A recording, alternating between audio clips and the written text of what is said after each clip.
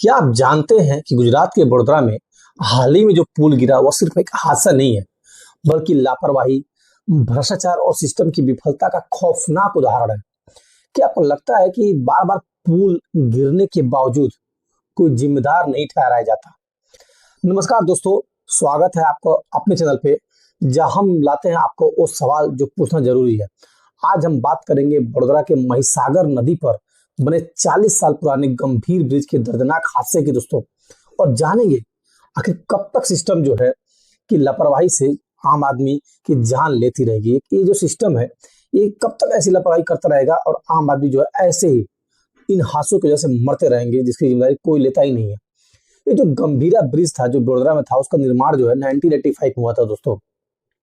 इसे 100 साल की उम्र के साथ डिजाइन किया गया था, लेकिन 40 साल में ही इसकी हालत जर्जर हो गई।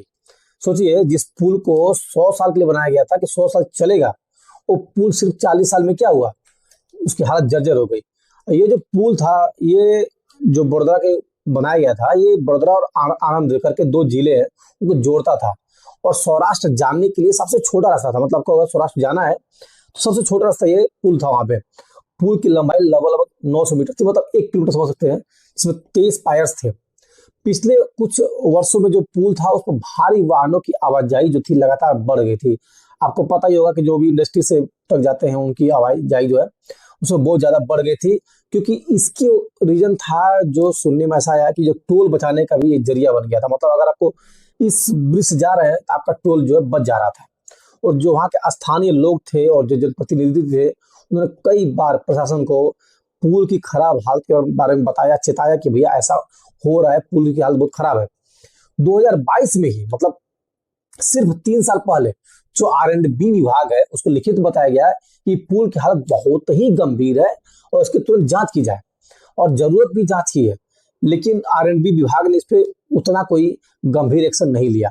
और 2017 में भी जो भारी वाहनों की आवाजाही थी दोस्तों, उसको रोकने की मांग की गई थी, लेकिन प्रशासन ने सिर्फ और सिर्फ पैचवर्क या मामूली मरम्मत, जो छोटे मोटे होते हैं ना, जब जाएंगे गाड़ी से तो देखेंगे कि सामने कुछ गड्ढे उड्ढे भरे, उसको ही जो करके और टाल दिया कि भैया सब पुल हमारा सही है।